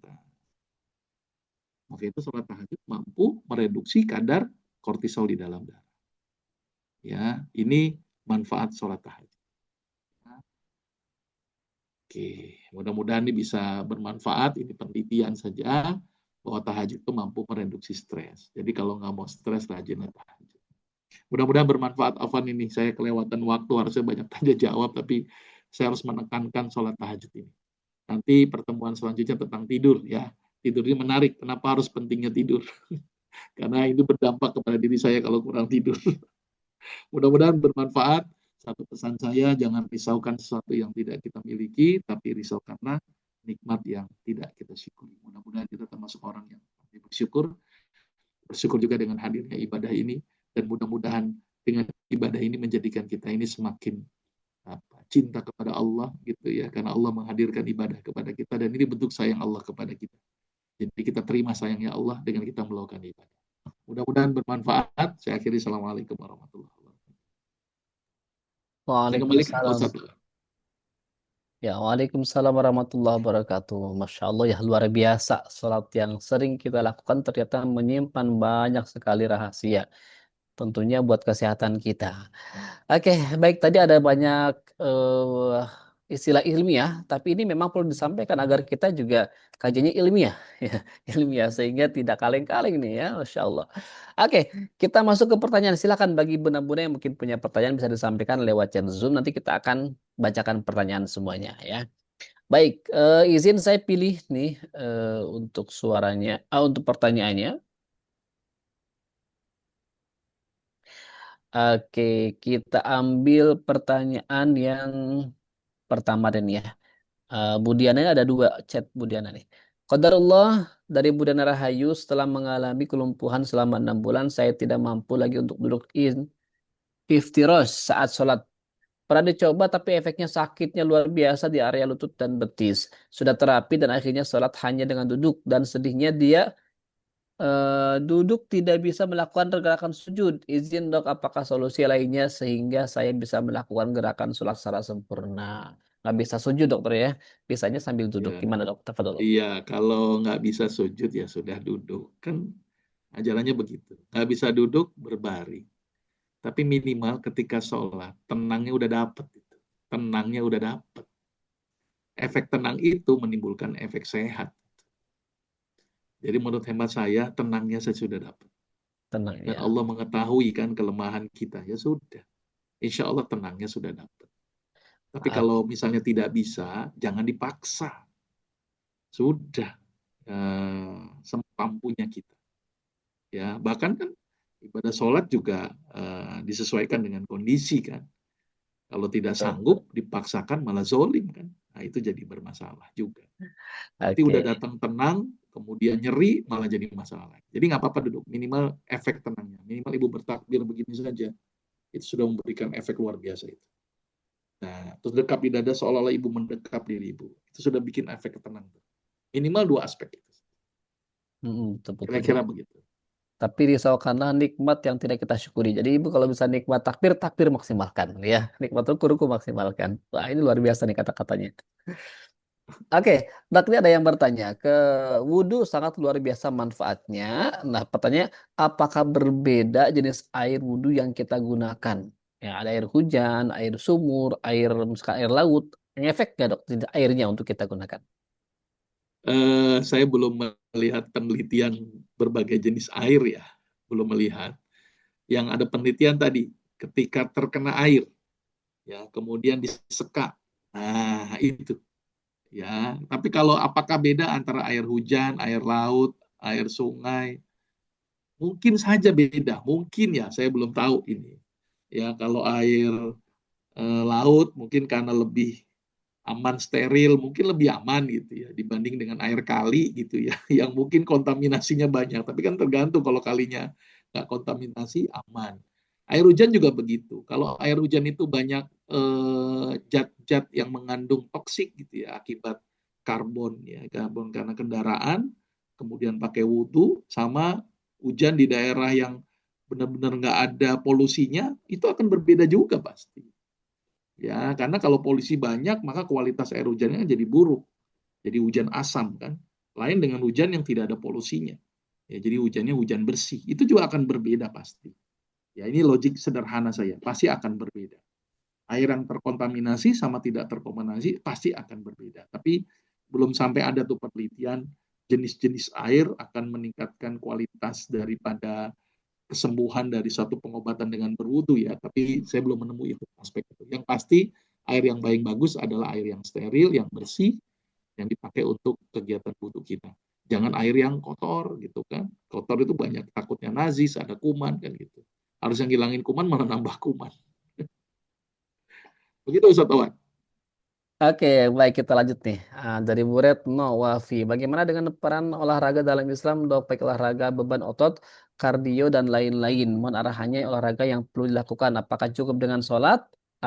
Apakah jalan kaki 30 menit tiap hari sudah cukup, dok? Terima kasih. Jadi sholat, apakah cukup atau mungkin harus dengan yang lain, dok, olahraganya? Ya, saya ingatkan lagi nih ya. Laqad kana fi Rasulillahi uswatun hasanah. Asana. Jadi contoh terbaik kita siapa? Rasul. Rasulullah. Rasul udah sholat juga nggak? Sholat. Tapi Rasul juga olahraga nggak? Olahraga. Rasul memanah, berkuda, bahkan berenang loh. Saya tertarik nih dengan hadis berenang ini. Ya, Rasul nggak pernah nyontoin berenang, tapi ngomong tentang berenang coba. Ini Sebelum pasang menarik nggak ada nih kolam berenang. renang ya? Iya makanya ya. Tapi sekali lagi kan, wa mayantaki anil hawa in huwa illa wahyu yuha kan, apa yang dikatakan Rasul itu bukan karena hawa nafsunya Rasul, tapi karena memang diwahyukan oleh Allah gitu kan. Artinya Rasul sholat juga, berenang juga disuruh, Rasul juga berjalan kaki, Rasul juga berlari, bahkan Rasul bergulat, Rasul memanah, Rasul berkuda. Jadi tetap olahraga juga kalau kita ngikutin Rasul. Jangan mentang-mentang sholat udah bagus, lupa sama olahraga. Tetap olahraga. Karena tubuh kita itu perlu dinamis, tidak statis. Nah, jadi begitu. Nah, Oke. yang bahayanya ini udah nggak olahraga, udah nggak sholat. Wah, itu aku lagi otot. Oke, Begitu baik. ya, Jadi mudah-mudahan menjawab. Ikutin Rasul, ikutin Rasul. ikutin Rasul. Sholat juga bagus ditambah dengan olahraga yang lain. Ya.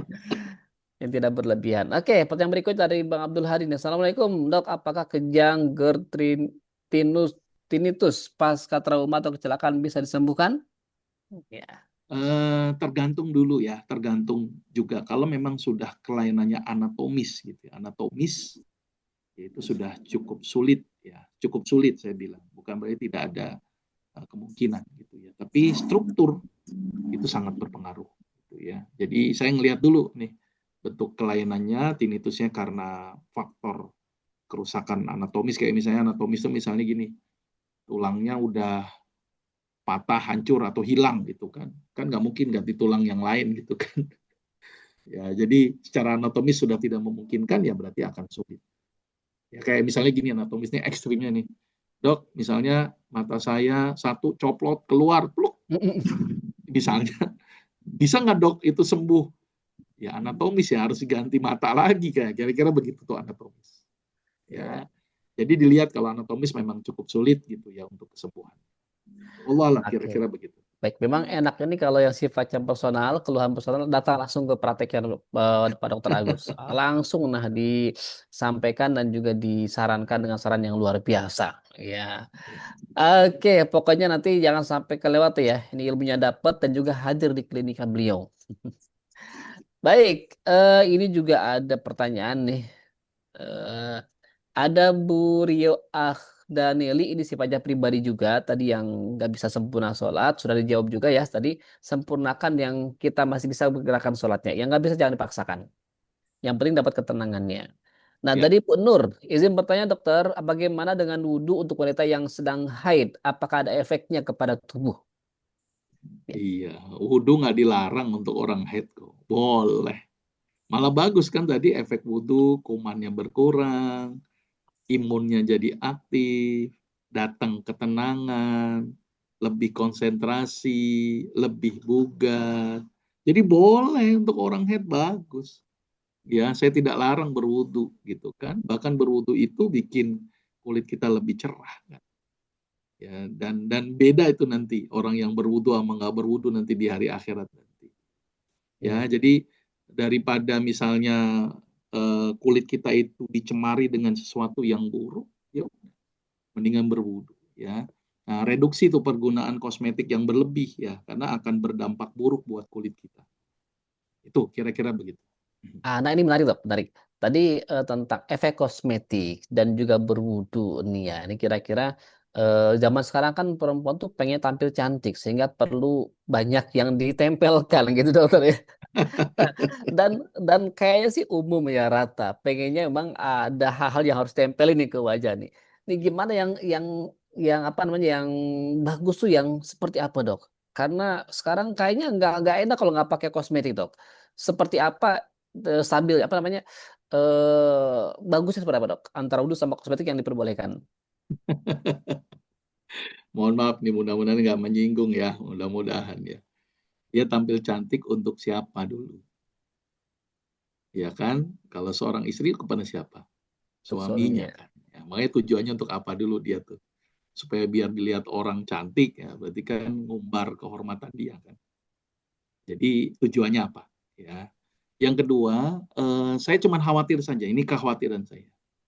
Kalau kita pakai terlalu berlebihan, saya bilang berlebihan kosmetik ya, itu akan berdampak ketika nanti sholat, lihat deh. Sholat itu kalau misalnya nih ya, kosmetiknya tebel gitu ya, listriknya tebel, anti air lagi. Kemudian dia wudhu. Wudhu itu nggak nyentuh kulit. Kan jadi nggak sah tuh sholatnya. Betul, betul. Nah, itu kan jadi masalah. Nah, itu yang saya khawatirkan saja. Ya, sebenarnya yang paling bagus itu kulit kita tidak diberikan kontaminan apapun, yang paling bagus. Karena secara natural kita ada pertahanan tubuh tadi yang saya bilang, defensin dan beta apa katalisidin. Itu kan alami banget tuh. Kalau kita banyak usus sintetik jadi berat. Gitu ya. Tapi kalau hanya sekedar sederhana ya dan mudah dibersihkan, itu silakan saja. Karena mungkin ada beberapa aspek, misalnya nih, panas berlebihan pun juga resiko kan, menyebabkan timbulnya kanker kulit. Maka perlu misalnya penghalangnya boleh gitu untuk mengurangi efek radiasi. Jadi tujuannya dulu apa nih pakai kosmetik? Karena ada juga tujuan kosmetik untuk mencegah radiasi gitu kan, mencegah kerusakan pada kulit akibat paparan dari luar gitu ya. Jadi dilihat tujuannya. Tapi sekali lagi kalau mau pakai kosmetik ya jangan berlebihan lah gitu. Jangan berlebihan tebel macam-macam. Aduh, nanti sholatnya jadi repot. Ya, makanya saya bilang tujuan dia pakai kosmetik apa dulu? Tujuannya apa gitu kan? Kalau tujuannya untuk memamerkan diri kita, ya itu yang jelas dilarang dan berdampak buruk.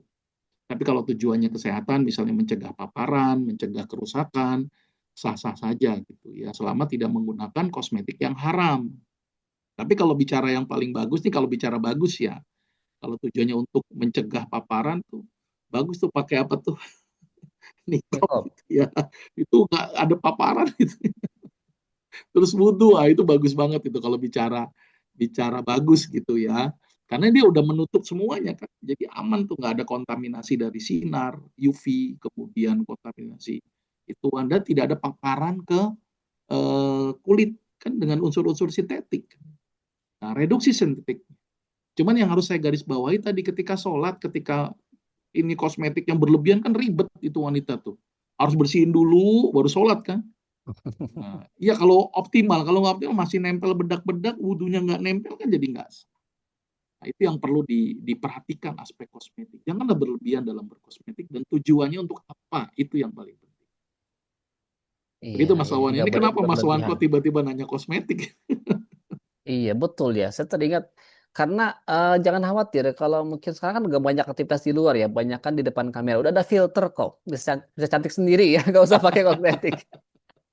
Ya tadi kalau ada tujuan tadi ya, misalnya kan ada orang yang punya tujuan tertentu, misalnya kosmetik untuk nutrisi kulit kan boleh dikasih makan, misalnya vitamin boleh, nggak apa-apa, atau mencegah UV radiasi ya silakan, karena radiasi kan tidak semua orang pakai niqab kan, jadi mencegah radiasi itu boleh, diperbolehkan karena untuk mencegah kerusakan itu jelas kan dibolehkan, kecuali tadi berlebihan tujuannya aja untuk mempercantik diri biar dilihatin orang, padahal dia sudah bersuami kan jadinya tujuannya jadi nggak bener kan. Nah itu yang jadi masalah. Cuman yang saya harus garis bawahi adalah bagaimana kalau dia sholat itu saja. Karena kalau pakai lipstik terlalu tebel atau kosmetik terlalu tebel kan air wudhu nggak menyentuh kulit kita. Nah itu yang jadi problem Iya. seperti itu. Ya, Jadi jangan korbankan sholat kita, wudhu kita karena kosmetik ya. Ya, jangan ketebelan juga, jangan berlebihan. Masya Allah. Oke, kita lanjut nih, Pak Dokter. Tadi ada pertanyaan lagi dari Pak Harsono. Apakah hemoroid sama dengan wasir? Bagaimana? sama-sama. Itu Oh, istilah hemoroid, wasir, ambeien itu sama Pak. sama ya. Ambien juga Iya, sama. Ini yang paling populer, ambien. iya, ambeien, wasir, hemoroid sama. Makanya kenapa pentingnya sujud. Nah, ini ada pertanyaan. Gerakan sholat mana yang bisa dimaksimalkan untuk yang hipertensi, dok? Hipertensi yang paling bagus itu posisi sujud sebenarnya. Tapi secara umum tadi kan, dekap aja juga memberikan efek. Ruku memberikan efek. Dioptimalisasi dengan sujud. Sebenarnya semua gerakan. Tapi kalau bicara paling optimal, sujud. Itu kalau bisa sujudnya agak lama tuh. Ya, sujudnya agak lama. Tapi begini pun juga, efek mendekap tuh kan bikin kita rileks. Coba kalau antum lagi cemas di dekap, itu kan enak gitu ya. Ini namanya self dekap ya, dekap diri sendiri gitu kan. Tapi kalau bicara yang paling optimal disempurnakannya dengan sujud tadi. Sujud ya, luar biasa. Jadi jangan jangan kayak ayam matokin pakannya sujudnya ya. Harus sempurna, tumanina. Oke, Ya, ini pada gitu. penasaran dok, di mana sih alamat prakteknya? Wah, siap, siap. Saya dapat komisi nih. Ya, siap, siap ya. Pokoknya klik aja ya di Google sudah ketahuan nggak ya. Nggak jauh-jauh, nggak di Papua, nggak di Kalimantan. Masih di daerah Jabodetabek ya. Iya, iya, Pokoknya yang iya. punya keluhan secara personal datang aja ke beliau nanti akan diberikan saran yang luar biasa. Paling atas tuh sebanyakin senyum, salat tahajud, berwudu. Itu majrep banget ya. Oke, ini ada yang jawab. Izin bantu jawab. Biasanya udah cari di Google langsung keluar kok. Wah, terima kasih Bu Isri ya untuk jawabannya. Nah, terakhir nih. Nah, walaupun ada yang belum terbacakan, terakhir. Dok, kalau ada yang mengajinya sudah bagus, sholatnya sudah bagus, tapi setahu saya saat puasa itu sangat bagus untuk lambung. Tapi ini malah lambungnya sering gangguan, dok, karena memang mengidap GERD. Itu gimana ya, dok? Iya. Sebenarnya begini, GERD itu banyak aspek.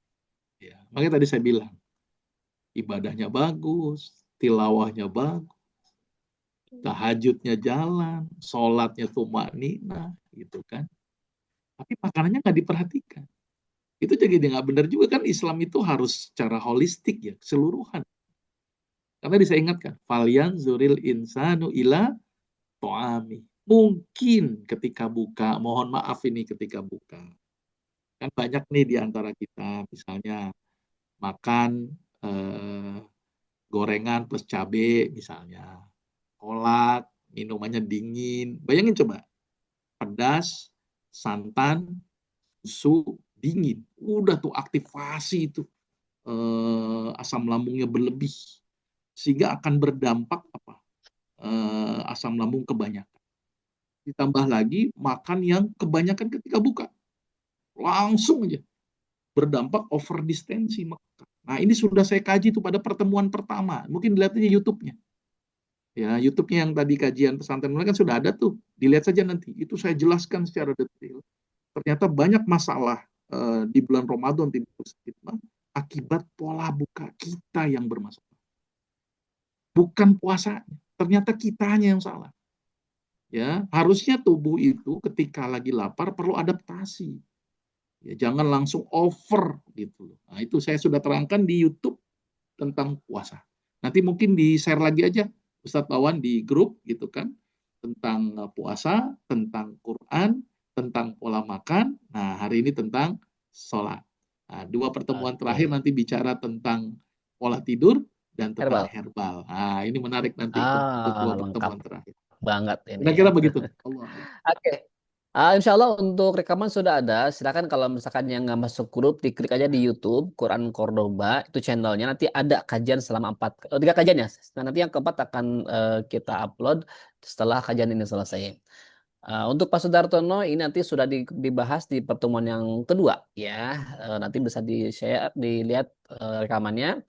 Pak Harsono juga sama, ini personal. Nanti silakan bisa datang ke klinik guru kita, Dokter Agung, untuk mendapatkan apa namanya penanganannya. Ya, sholat tahajud silahkan. Oke, baik. Ini karena sudah jam 9.41 sudah lewat ya. Yang pertanyaan yang nggak terbacakan, mohon maaf. Nanti insya Allah kita akan coba bahas di lain kesempatan. Namun jangan sampai ketinggalan, kita masih punya 2 pertemuan lagi di pekan yang akan datang, Jumat dan juga Sabtu, dengan tema yang sangat menarik tentang herbal dan juga tentang Pola tidur. pola tidur. Nah, ini penting sekali. Pola tidur penting sekali ya. Makan sudah, sholat sudah, tidurnya kadang-kadang berantakan ya. Jadi jangan sampai ketinggalan. Oke, Pak Dokter, kita mungkin beri kesempatan buat memberikan closing statement untuk tema kali ini. Sholat sebagai pilar kesehatan. Silakan. Iya, closing statement saya 2 ayat aja ya. Wasta'inu bis sabri was salah. Ya, jadikan sholat ini sebagai penolong buat hati yang gundah, penolong buat gangguan metabolisme tubuh, penolong buat hati yang cemas, penolong kita juga nanti agar selamat dunia dan akhirat. Dan satu lagi, inna sholata tanha anil fahsya'i wal munkar. Sesungguhnya sholat itu mencegah perbuatan keji dan mungkar. Karena ternyata sholat itu mendatangkan ketenangan, mengaktifasi endorfin, mengaktifasi otak.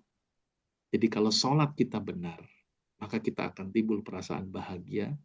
Kalau kita sholat benar, mudah-mudahan tercegah dari perbuatan keji dan mungkar. Mudah-mudahan bermanfaat. Assalamualaikum warahmatullahi wabarakatuh. Waalaikumsalam warahmatullahi wabarakatuh. Ya, terima kasih Waalaikumsalam warahmatullahi wabarakatuh. Pak Dr. Nuhun, Agung dokter. atas Jazakallahu ilmunya khairan. ya.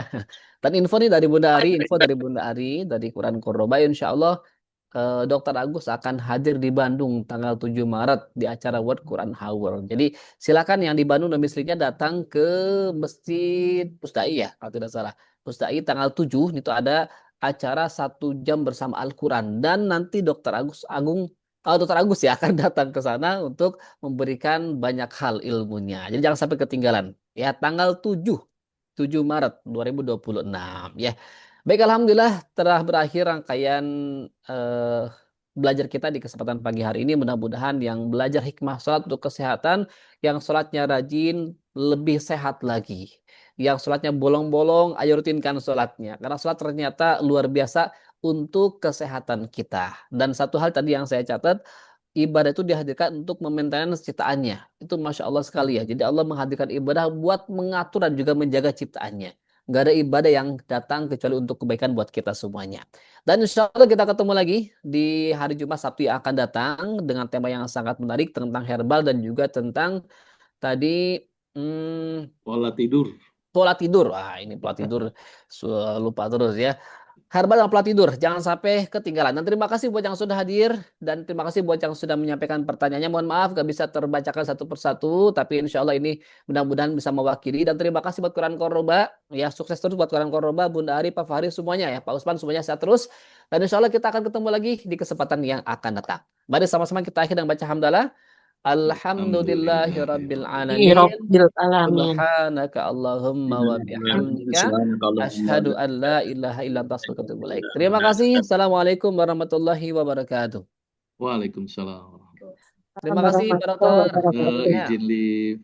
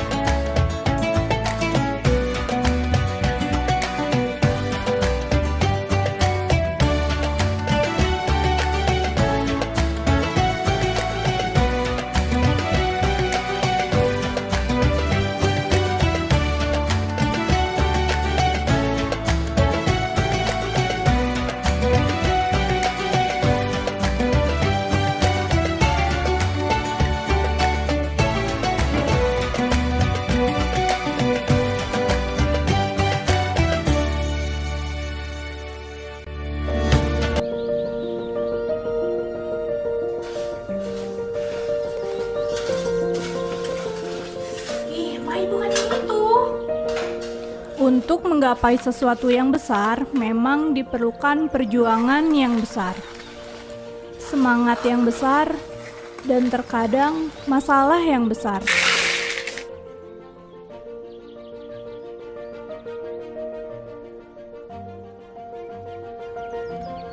Tapi kadang kita lupa, sesuatu yang besar itu harus dimulai dengan hal yang sederhana.